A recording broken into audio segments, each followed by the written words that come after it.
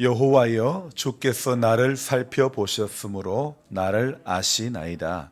주께서 내가 안고 일어섬을 멀리서도 아시고 멀리서도 나의 생각을 밝히 아시오며 나의 모든 길과 내가 눕는 것을 살펴보셨으므로 나의 모든 행위를 익히 아시오니 여호와여, 내 혀의 말을 알지 못하시는 것이 하나도 없으시니이다.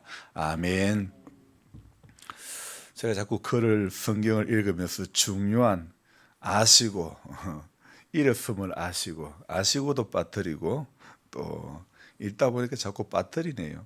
위에서 읽다가 아래에 내려와서 좀 자리가 달라져서 그런지 몰라도 다니엘 기도회를 하다 보니까 또 나무에 가리고 하다 보니까 제가 이 기간 동안 아예 내려와서 하는 게 나을 것 같은 그런 생각이 들어서 내려왔습니다. 한결 더 가까워진 것 같으네요. 여러분 목이 안 아프게 되는 것 같아요. 구약 시대에는 왕이 생기기 전에 왕정 제도가 정착이 되기 전에 잠시 있었던 제도가 무슨 제도였죠? 무슨 시대? 이때에는 사람들이 왕이 없으므로 자기 소견에 옳은 대로 행했다는 그 시대가 어떤 시대였다고요? 사사시대. 예, 맞습니다. 구약시대에는 사사시대라는 그런 시기가 있었습니다. 근데 생각해보니 제가 어릴 적에도 사사가 있었습니다. 그 사사가 뭔가? 성경에서 말하는 사사는 백성들의 재판관, 또 통치자, 어떤 판단관, 어떤 이런 역할을 하는 사람이었는데, 제가 어릴 적에 사사라고 하는 것은 야매랑 비슷한 것이었습니다. 여러분 야매 아시죠? 야매라는 그 단어를 사전에 검색을 해보면요, 사사는 잘 안 나옵니다. 근데 사전에 검색해 보면 비합법적인 방법으로 일을 할 때 쓰이는 말, 그렇게 기록을 해놨더라고요.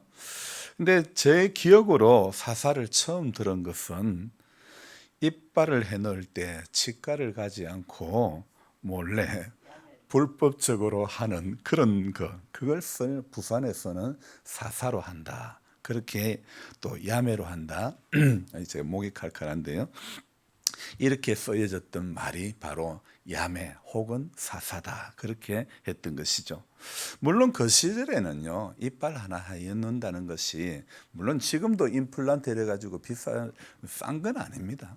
그래서 그 시절에는 이빨 한 대 해놓는 것도 쉽지가 않았기 때문에 합법적인 방법보다는 비합법적인 방법으로 이빨을 많이 해넣었죠. 모르긴 해도 오늘 새벽기도 나오신 분들도 사사 또는 야매로 하신 분들이 있지요. 어쨌든 사람들이 이렇게 말합니다. 야매가 더 잘한다. 그런 것 같습니까? 물론 그럴 수도 있습니다. 하지만 야매보다는 정상적인 방법으로 해야 하는 것이 맞습니다. 제가 이렇게 말을 하지만은 어쩌면 저는 저 자신을 돌아볼 때 저는 목사지만은 야매 목사, 그런 생각이 드는 것입니다. 정확히는 야매일 때가 더 많은 그런 목사인 것 같아, 이런 생각을 해봅니다. 교단의 신학교 정규 과정을 다 마치고 이렇게 공부를 다 했지만은 야매로 목회하는 야매 목사일 때가 많다는 제 스스로 생각할 때, 여러분 죄를 짓는 사람, 죄된 생각을 하는 사람, 작정을 하고 죄된 생각을 하고 죄를 짓고 죄의 길에 들어서는 사람은요, 한 사람도 없습니다. 여러분 누구라도 가만히 두면 죄의 길에 들어서기가 쉽고 야매의 삶이 더 살기가 쉽다는 겁니다. 저는 물론 갈거지가 바빠서 그런 것도 있지만은 하우스 앞에 한 10여 평의 남짓한 그런 창고를 지으려니 이게 쉽지가 않습니다. 처음 기둥 세우는 날만 아는 집사님이 도와주었고, 그 뒤부터는 혼자 사부작 이래 시간 날 때 조금씩 하는데, 이 건물의 하중을 이겨낼 구조를 만들어야 하는데 자재도 턱없이 부족하고 최소의 비용과 있는 그 자재를 활용해 가지고 하려고 하니 이게 참 쉽지가 않습니다. 그래서 꼭 필요한 만큼의 각바의 벌을 사와서 용접을 했죠. 저녁 어두울 때 이제 레이저를 한번 비춰보니까 분명히 막혀있던 기둥이 한참 돌아간 거예요. 이게 철의 성질도 용접에 대해서 기본 공부를 하지 않아서 더욱 그러한 것 같은 생각이 듭니다. 저는 목회도 마찬가지라고 생각합니다. 목회를 한다고 하지만 최소한의 자재로 최저의 비용으로 있는 자재를 활용하고 그래서 만드는 것처럼 하는 목회는 아닐까. 철의 성질을 다 모르고 이렇게 제가 용접을 하니까 돌아가듯이 우리 성도님들의 성향도 다 모르고 더 공부도 하지 않고 더 알려고 하지도 않고 서툰 용접 실력처럼 목회를 하는 것은 아닐까 솔직히 좀 두렵기도 합니다. 모든 자재가 다 갖추어져 있고 전문적인 용접공에게 의뢰하여 시공한다면 뭐가 문제가 될 것입니까? 하지만 그럴 상황이 안 되는 가운데 그렇게 해보려고 하니까 이게 쉽지가 않은 것입니다. 목회를 하는 것도 그런 것 같습니다. 신앙 좋은 사람들만 모여서 교회를 이루는 것이 아니지 않습니까?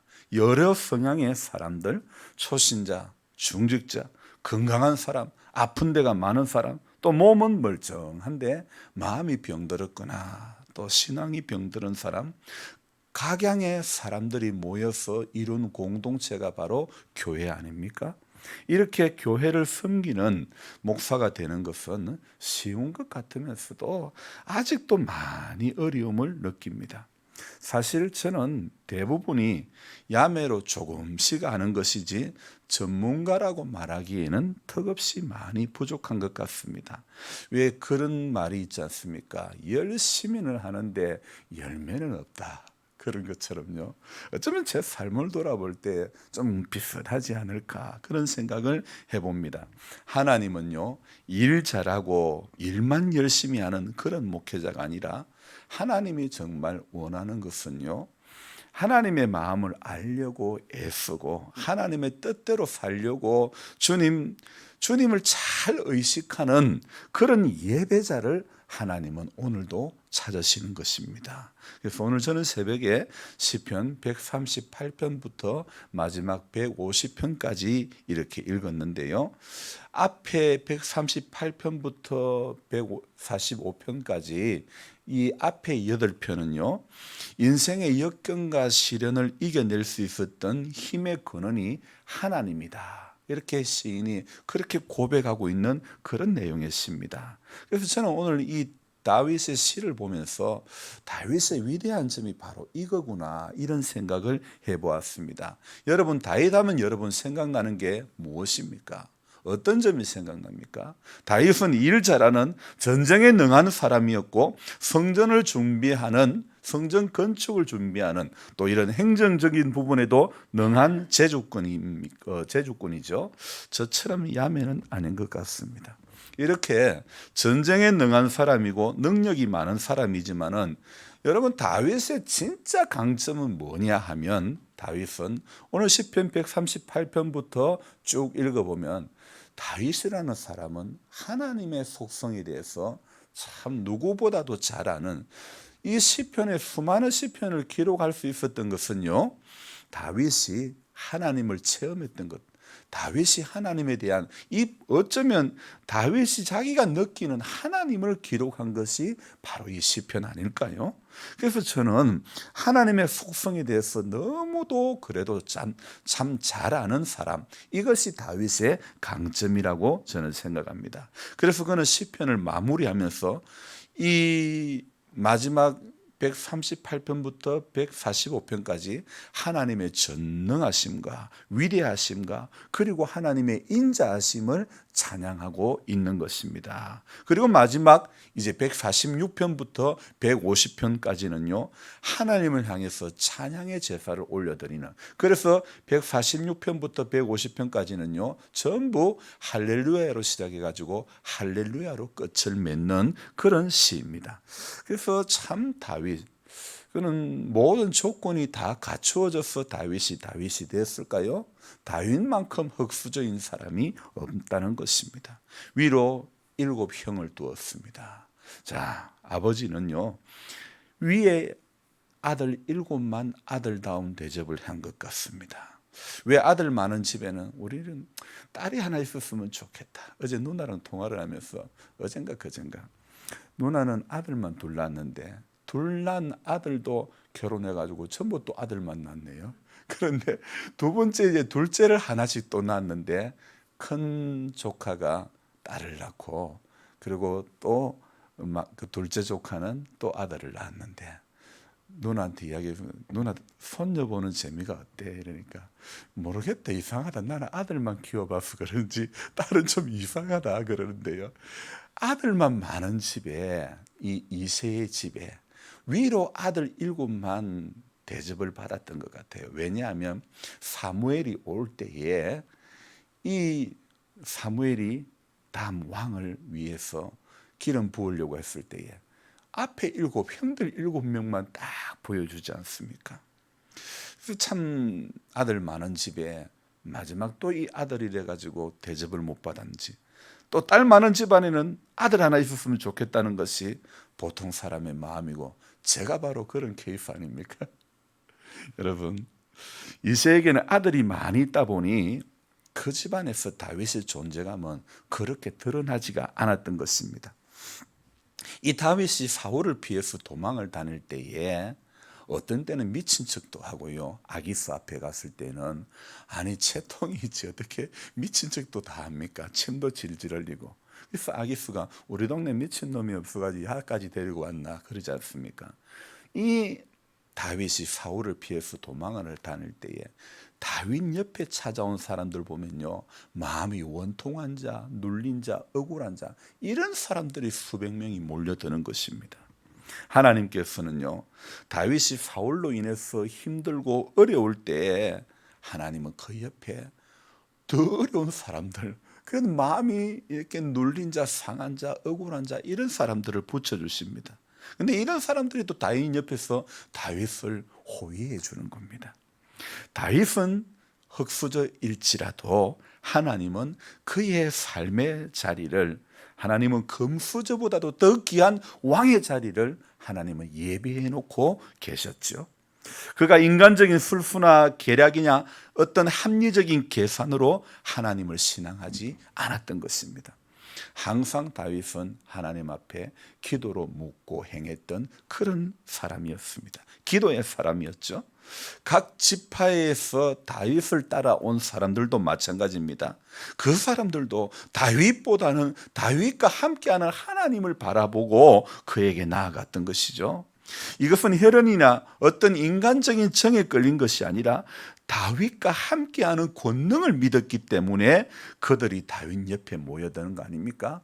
어제 여러분들이 다니엘 기도회에 김원호 목사님의 그 교회 개척에서 다니엘 기도회의 배경을 여러분 들었지 않았습니까? 98년도에 올림픽 공원 주변의 아파트 단지의 상가에서 이렇게 개척해서 목회를 할 때에 교회의 부흥을 놓고 또 기도하고 기도원에 가 좀 기도해야 되겠다 이래서 기도하러 갔는데 교인들이 자발적으로 목사님을 위해서 그렇게 기도하고 했는데 이게 세월이 흐르고 올해는 14,000여 교회. 처음에 2008년 12년도인가 뭐 했던 그때 시작할 때는 불과 38개 교회를 시작했던 다니엘 기도회가 이제 올해는 14,000여 교회가 함께 동참을 했다는 것. 얼마 전에 사랑의 교회에서도 저에게 전화 왔습니다. 우리 교회에서 기도회 하려고 하는데 목사님네 교회도 같이 하랍니까? 묻는 거예요. 우리는 다니엘 기도회 하고 있어요. 그랬죠. 이제 여러 교회에서 또 이렇게 우리도 이렇게 기도회 하기를 원해서 동참하실 교회를 찾는 거예요. 여러분, 어쨌든 이 김은호 목사님께서 이렇게 목회를 하는 그 과정도 기도하고 하나님의 뜻을 묻고 그렇게 달려왔던 그 세월 끝에 오늘의 다니엘 기도회가 이루어진 것 아닐까요? 오늘 다윗 옆에 모여들었던 사람, 오늘 마찬가지인 것 같아요. 상가의 개척에서 예나 지금이나 상가 교회는 사람들이 잘 안 찾는답니다. 교인들이 잘 안 가려고 한답니다. 그런데 그 어려운 가운데서도 하나님은 반듯한 교회를 세워 수많은 교회를 돕는 교회로 성장하게끔 이렇게 인도해 주셨죠. 그래서 그분의 어떤 그런 간증, 어제도 말씀 들어보았지만은요, 역전되게 하시잖아요. 상가로 시작했지만은 하나님은 역전되게 하시는, 그래서 수많은 사람들이 교회의 시설 보고 오는 경우도 있겠지만은, 그러나 김은호 목사님의 사역에 같이 동참하고 싶고 같이 기도하고 싶고 같이 뜻을 공유하고 싶은 사람들이 모여드는 거 아닙니까? 오늘 다윗 옆에 자기도 눌린 자지만은, 자기도 억울하고 자기도 그런 문제가, 어려움이 있는 사람이지만은, 이런 사람들이 다윗 옆에 전부 다 찾아오는 겁니다. 근데 다윗에게 힘이 되어주는 거예요. 용기를 심어주는 거예요. 여러분, 하나님께서는요, 인생의 성공은요, 사람을 의지할 때, 줄을 잘 서서가 아닌 하나님을 의지할 때에 인생의 성공이 찾아오는 것입니다. 필립 얀시라고 하는 사람이 그가 쓴 기도라는 책에서요, 이렇게 이야기합니다. 신앙생활에서 가장 중요한 것은 기도다, 그렇게 이야기를 하고 있습니다. 하지만 대부분의 사람들은 이렇게 중요한 기도를 꾸준히 하지를 못한다는 것이 우리의 맹점이라는 것이죠. 그래서 꾸준히 기도하는 사람은 극히 드물다, 그렇게 이야기합니다. 기도라는 것은요, 여러분, 단순히 내 필요를 구하는 것은 아주 초보적인 그런 기도라는 것입니다. 성숙한 기도는요, 하나님의 뜻을 묻고 하나님의 음성을 듣기를 간구하는, 그것이 진짜 성숙한 기도라는 것입니다. 여러분, 다윗이 성공자의 삶을 살았던 비결이 바로 이런 것입니다. 다윗의 기도의 대부분은 항상 하나님의 뜻을 묻는 것이 다윗의 기도의 대부분이었다는 것입니다. 하나님, 블레셋 치러 올라갈까요? 말까요? 하나님 붙여주시겠습니까? 하나님이 함께 하시겠습니까? 그러면 올라갈게요. 항상 묻고 응답을 받고 다윗은 움직였던 것입니다. 오늘 우리가 배워야 할 자세, 다윗에게서 배워야 할 자세가 바로 이런 점 아닐까요? 무슨 일을 계획하거나 진행할 때에 아무리 맞는 일이라 할지라도 하나님의 뜻을 묻고 하나님이 함께 해 주시기를 간구해야 하는 것입니다. 그런 삶은요, 결과에 상관없이 하나님의 뜻을 묻는 사람은요, 항상 묻는 사람은 결과와 상관없이 성공한 사람이 아니겠습니까? 여러분, 성공이라는 게, 인생의 성공이라는 게 다른 데 있는 것이 아니라는 것입니다. 인생의 성공은요, 하나님과 함께하는 것이 인생의 성공입니다. 외형적으로, 세상적으로 잘된 것, 성공한 것, 대단한 것 같아도요, 하나님과 함께하지 않으면요, 대단한 것이 결코 대단한 것이 아닙니다. 여러분, 약해도 초라해도 하나님과 함께하는 인생은요, 그것은 성공한 인생이 되는 것입니다. 오늘도요, 제 뜻, 우리 안에 있는 우리 자신의 뜻, 내 뜻, 바로 이런 내 뜻은 야매와 같은 그런, 내 생각에 붙들렸어. 하나님 생각이 옳은 생각이고 내 생각은 야매 같은 생각이라는 겁니다. 그래서 내 생각에 붙들려 사는 인생이 아니라 하나님의 뜻에 붙들려 살기를 이 아침에도 우리는 구하고 힘쓰는 하루가 되어져야 될 줄로 믿습니다. 바로요, 어제 제가 용접을 하면서 철의 성질을 모르고 용접을 해서 돌아가는 그것과 별반 다를 바가 없다는 것입니다. 하나님의 성품을 모르고 우리가 100번 기도한들, 하나님의 성품을 모르고 100번 예배의 자리에 앉아 있는다 한들, 여러분, 그것은 철의 성질을 모르고 용접해서 돌아가는 거하고 별반 차이가 없다는 것입니다. 우리는 그런 것을 야매신앙이라 그렇게 말할 수 있습니다. 그런 목회를 하는 사람을 야매 목회자라 그렇게 말할 수도 있습니다. 여러분, 우리는 오늘 하나님의 속성에 대해서 알아야 되는 것입니다. 다윗이 시편 139편에 뭐라고 고백하고 있습니까? 여호와여, 주께서 나를 살펴보셨으므로 나를 아시나이다. 하나님은 우리를 아시는 분입니다. 주께서 내가 안고 일어섬을 아시고 멀리서도 나의 생각을 밝히 오시며 아시오며 1절에도 아시나이다. 2절에도 아시오며 3절에 나의 모든 길과 내가 눕는 것을 살펴보셨으므로 나의 모든 행위를 익히 아시오니 3절에도 익히 아시오니. 여러분, 우리 하나님은 아시는 하나님인 줄 믿습니다. 우리의 모든 형편을 아시고 사정을 아시고 우리의 모든 문제를 아시고 우리의 모든 아픔을 아시고 나의 모든 길과 내가 눕는 것을 살펴보셨으므로 나의 모든 행위를 익히 아신다. 하나님은 아십니다. 4절에 뭐라고요? 여호와여, 내 혀의 말을 알지 못하시는 것이 하나도 없으시니이다. 4절도 결국은 뭡니까? 아시는 하나님이라는 겁니다. 여러분, 우리는 야매와 같은 인생이라 할지라도 하나님은 전부 아시는 하나님, 하나님은 전부 알아주시고 우리 마른 막대기보다 못한 인생이라 할지라도 하나님 우리 한 사람 한 사람을 내가 안고 일어섬을 아시고 멀리서도 나의 생각을 밝히 다 아시는 하나님이시라는 사실, 그 하나님이 오늘도 나를 1절 말씀처럼 나를 살펴보셨으므로, 여러분, 하나님께서 오늘 저와 여러분들을 살펴보시는 줄 믿습니다. 그래서 중심이 다윗처럼 하나님 올라갈까요? 블레셋 치러 갈까요? 말까요? 하나님 붙여주시겠습니까? 오늘 이런 다윗처럼 하나님의 뜻을 묻고 행하기를 늘 연습하는 우리 모두가 되기를 주님의 이름으로 부탁합니다. 오늘도 여전히 다니엘 기도회 5시에 할 것입니다. 여러분, 시간마다 세운 귀한 강사분들을 통해서 저와 여러분들이 도전을 받아야 되고 우리도 간증의 주인공이 되기를 사모하며 기도해야 될 줄로 믿습니다. 기도하겠습니다. 고마우신 하나님, 인생의 연수 가운데서 늘 우리가 생각해야 될 것은 하나님을 바로 믿고 있는가? 하나님의 성품에 대해서 바로 알아가고 있는가? 하나님, 우리가 종종 착각하기가 쉬운 것이 교회 생활, 종교 생활, 믿음 생활 하면서 우리가 하나님에 대해서 배우려 하지 않고 알려고 하지 않고 사람들이 나를 알아주기를 원하고 있습니다. 목회를 한다고 하지만은 저도 철의 성질을 모르고 용접을 했던 것처럼 우리 성도님들의 성향도 모르고 그 양떼의 형편을 살피라고 했지만은 그러지 못할 때도 많이 있는 것 같습니다.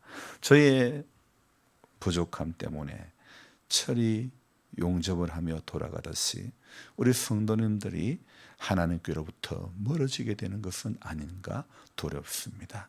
우리 하나님 불쌍히 여겨주시고 우리 모두는 오늘도 우리 아시는 주님, 이 139편에 나타나는 우리를 아시는, 익히 아시는 주님 앞에 못하시는 것이 하나도 없으시는, 내 혀의 말을 알지 못하는 것이 하나도 없으신 우리 하나님 앞에 우리가 오늘도 마음의 중심을 토해놓고 하나님의 은혜를 구하며 살아가는 이 하루가 되어지게 해 주시옵소서. 내 생각은 언제나, 내 생각에 붙들려 사는 인생은 언제나 하나님의 뜻과는 상반되는 것입니다.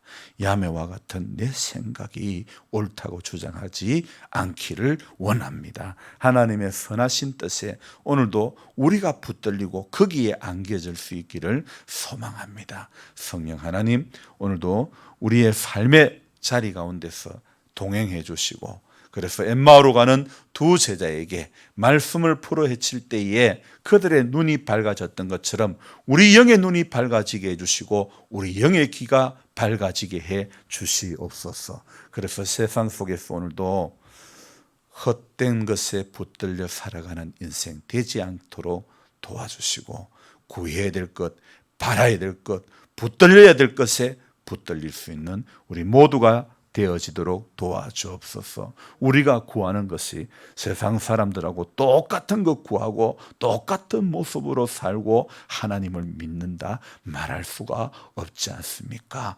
언제까지나 야매 신앙으로 살 수가 없지 않습니까? 하나님, 오늘도 우리의 삶의 자리에서 다윗과 같은 아름다운 고백을 계속하여 드릴 수 있는 신앙이 우리 안에 있게 하여 주옵소서. 하나님의 속성에 대해서 누구보다도 잘 알았던 다윗처럼, 그래서 수많은 시를 쓰며 하나님의 이름을 높였던 것처럼 우리의 삶의 남은 인생의 시간 가운데서 하나님의 전능하심과 위대하심과 인자하심을 찬양할 수 있는 남은 시간 되어지게 하여 주시옵소서. 정함이 없는 것에 마음이 붙들리지 않도록 우리 하나님 도와주옵소서. 모두가 약한 가운데 있지만은 이 약한 가운데서도 일하시는 하나님이 경험되어지길 소망합니다. 조주순 집사님 많이 연약한 가운데 있습니다. 아버지 하나님, 연약한 콩팥을 치료하여 주시고 음식 섭취를 잘 못하는데 주님께서 밥맛이 정상적으로 돌아오게 해 주시기를 원합니다. 우리 하나님, 우리 가운데 약한 분들 너무 많습니다. 마을에 암환 자들도 있습니다.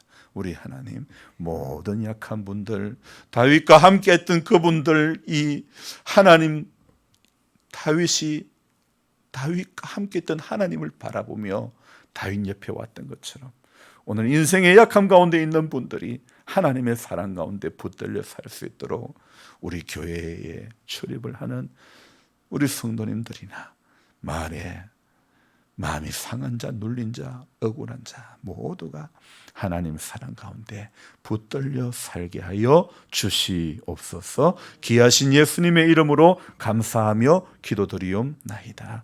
아멘. 간절한 마음으로 주여 부르고 기도합니다. 주여